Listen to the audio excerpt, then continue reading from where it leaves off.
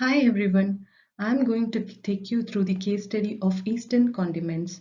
This case study describes the strategies and tactics that enabled Eastern Condiments to swiftly dominate the local market in Kerala by 2008.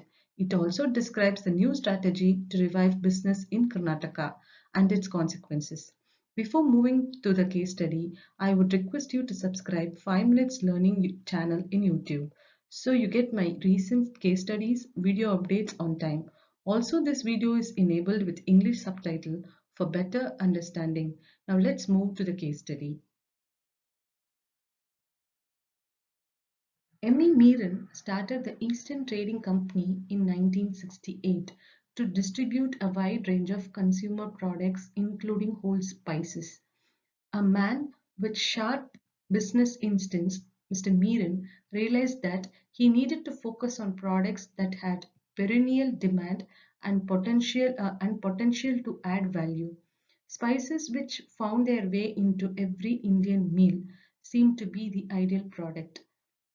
At the time, consumers bought whole spices from small neighborhood stores called provision shops and ground them into powders in their homes, a laborious and a messy operation. Recognizing the opportunity this presented, Mr. Meeran drew his truck to wholesale markets in Kochi and bought whole spices at competitive prices.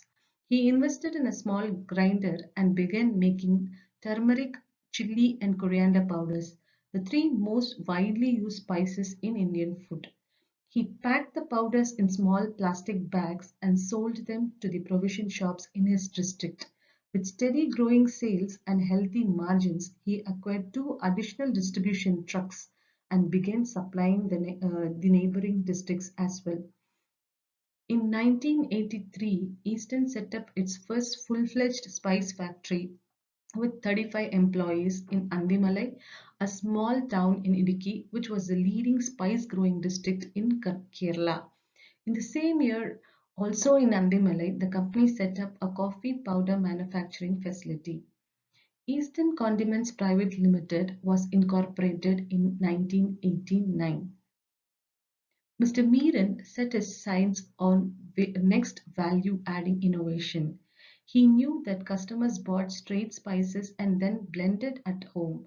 So in 1987, he began selling three blended spices: chicken masala, meat masala, and sambar powder, catering to the tastes of the local Malayali population. All three were hugely successful, so he developed several more blends, patented his recipes, expanded his truck fleet, and was soon covering one-third of Kerala's 14 districts. From the very beginning, Mr. Meeran realized that product quality would be crucial to success. The company's manufacturing facilities were designed to ensure high levels of hygiene, freshness, and consistent flavors. In 1992-93, Eastern set up its first lab to test quality. The lab was large, later upgraded to conform to prevailing international standards. It was the only such lab in Asia. Nawaz joined the business in 1995. Father and son decided to focus on establishing production capacity rather than chasing turnover growth. Despite repeated expansions at the Andimalai plant, the company faced severe capacity constraints, particularly for straight powders. So in 1995, Mr. Meeran set up a new factory in Theni, a small town not far from Andimalai, in the adjoining state of Tamil Nadu. Over the next decade, Eastern expanded both its production capacity as well as its product line to cater to the growing demand for value-added food products. The new products include more blended powders, pickles, and rice-based instant mixes. Consequently, the company faced virtually no competition until early 1990s. Then, drawn by the Eastern success, several small players entered to the fray. However, their products were confined to straight powders that were ground in small home-based machines and packed in unbranded plastic bags that were sealed manually with candle wax.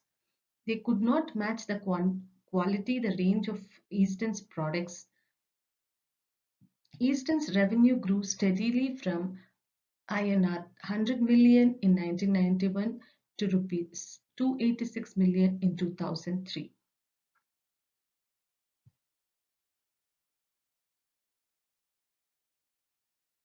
Eastern's pioneering effort threw the spotlight on the size and profitability of the packaged spice market. The Indian government reserved this industry for small scale manufacturers, which kept the big national and multinational food industry players at bay. However, hundreds of small traders entered the market, attracted by what now seemed like a low risk business opportunity. Only a few survived, and none of them came close to replicating Eastern's success in Kerala.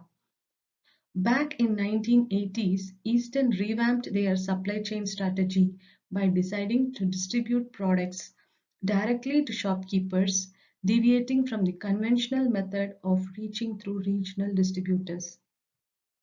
This was primarily to avoid stocks being held up for a long time in supply chain.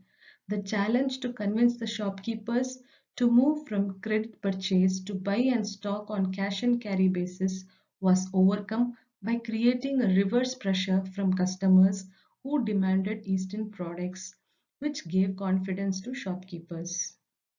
Eastern's bold pricing philosophy played a big part in its success. The growing season for most spices was typically 3 to 4 months in the year. Being a large player with deep pockets, Eastern was able to stock up during the harvest periods when prices were at their lowest. Smaller players who had to buy off season could not match Eastern's price.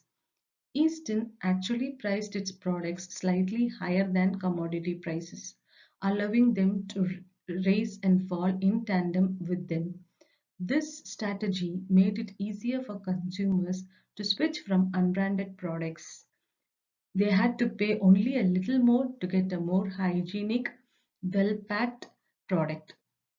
Once they tried Eastern product, their consistent freshness, flavor, and color kept them coming back for more. Several of Eastern's competitors tried to copy this strategy but met with limited success. They lacked the single most significant competitive advantage that lifted Eastern to the top of the pack, its distribution system.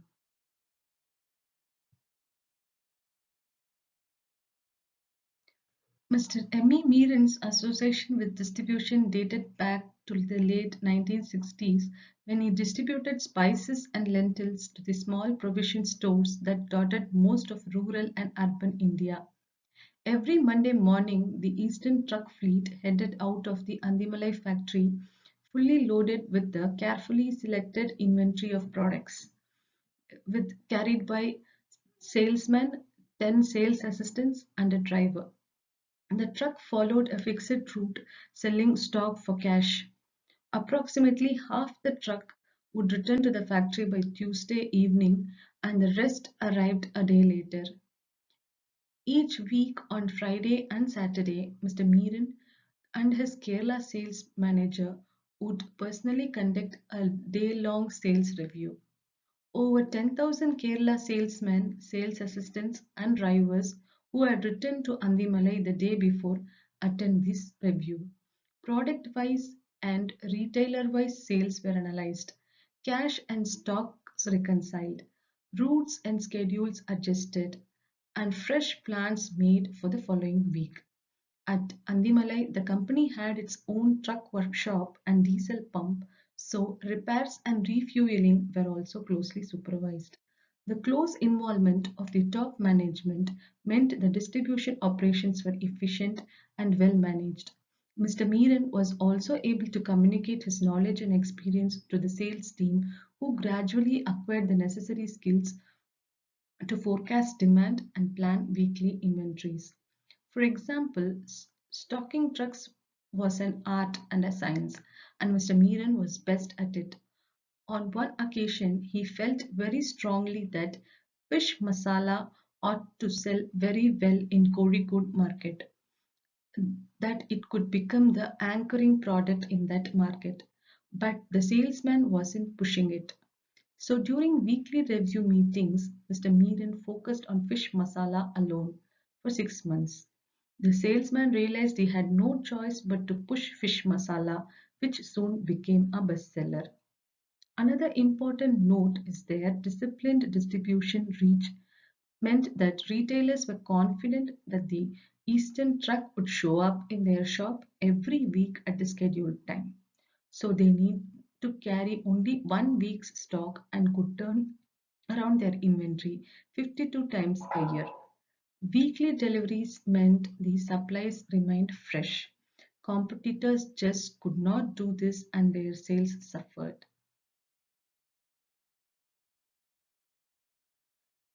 Furthermore, they only hired family members of people they knew personally. This gave them a measure of control over the sales force, which helped the company to implement its highly legitimate approach. They encouraged entrepreneurship by giving vehicles to employees in the direct distribution channel, who eventually gets the ownership of the vehicles after a certain period. They, they were also given an Android phone with Eastern mobile app installed that gave the sales team that track critical statistics about each shopkeeper and which generated better sales and realization. Each salesman was trained intensively. A key objective of the training was to ensure that salesmen knew precisely what was expected of them. The company achieved this by thoroughly researching the sales potential of every retailer on a salesman's route and setting sales targets accordingly. Every week, he hammered into the sales team a simple message: come rain or shine. They had to show up at the door of retailer at the same time on the same day of every week. We call it the permanent journey. They had to make the call even if they come empty handed. We had an 11-week call model. Even after 11 consecutive zero sales weeks, the salesman had to persist. However, on the 12th visit, his supervisor would join him to help him bring the retailer on board. But in most cases, the toughest of the retailers were made productive by the ninth call. The weekly sales review meetings helped the company's management reinforce this message and kept a firm grip on the distribution reins. They also served another valuable purpose. Every week, in the presence of top management and peers, each salesman had to report on how he had fared in the week gone by. If a salesman performed well, he would be given a rain clap. All the salesmen and managers would start clapping softly like a drizzle and build up a thunderous downpour. Poor performers got a slap clap, a single clap that was like a slap in the face, actually over 100 slaps in the face, all at once. It was it was brilliant. You had to see it to believe it. For example, when it was a turn of salesman who failed to sell fish masala since Mr. Meeran only asked about his fish masala sales, he got a slap clap virtually every week till he achieved his targets. He got the message.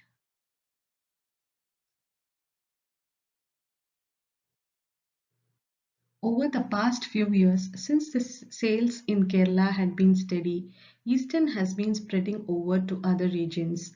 This includes Maharashtra, UP, and Karnataka, and Ras Al Khaimah in UAE. In the Karnataka market, Eastern implemented a hybrid model that succeeded against MTR, the home brand. Eastern benefited from a relatively low level of competition in Karnataka.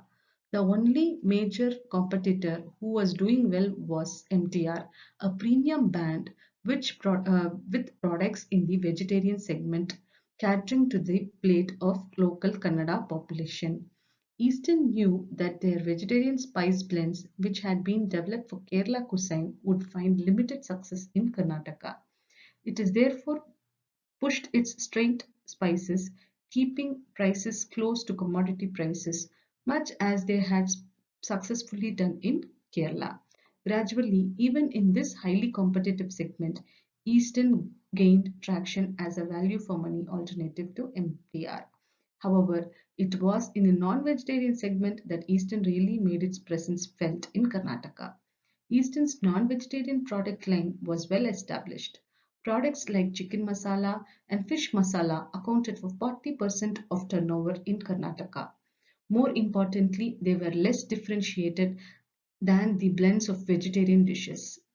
The same blends worked all over the country.